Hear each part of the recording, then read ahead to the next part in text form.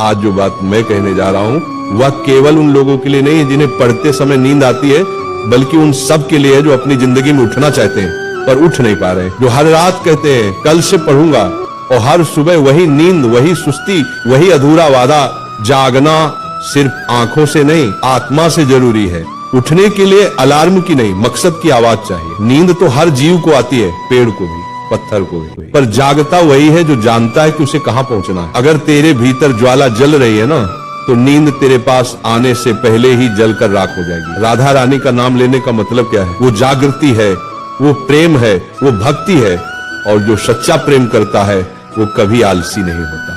तू कहता है पढ़ते वक्त नींद आती है, क्यों आती है बेटा? क्योंकि तू पढ़ाई से प्रेम नहीं करता, तू सिर्फ डर से पढ़ता है, और जो डर से चलता है वो कभी दौड़ नहीं सकता। एक पल सोच, तुम्हारे पिता क्यों नहीं थकते, क्यों नहीं कहते कि आज आराम कर लेते हैं?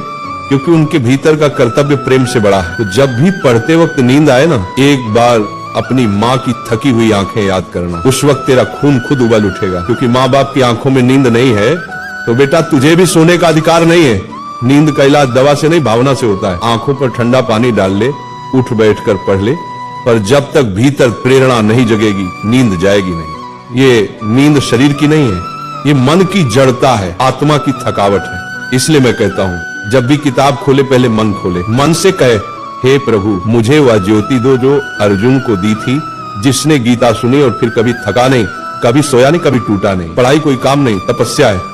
जैसे तस्य मुनि तप करते थे ना, वो जंगल में पत्थरों पर वर्षों तक बैठे रहते थे, वैसे ही विद्यार्थी का तप है। किताबों के बीच बैठना, रातों को जगना, आंखों से आंसू गिरना, फिर भी पन्ने पलटते रहना, क्योंकि जिसने तप किया वही तेज हुआ। तेजस्वी वही बनता है जो नींद को हराता है। जो कहता है थक गया हूँ, कल देखूंगा, वो अपने जीवन का भविष्य आज ही गवा देता है।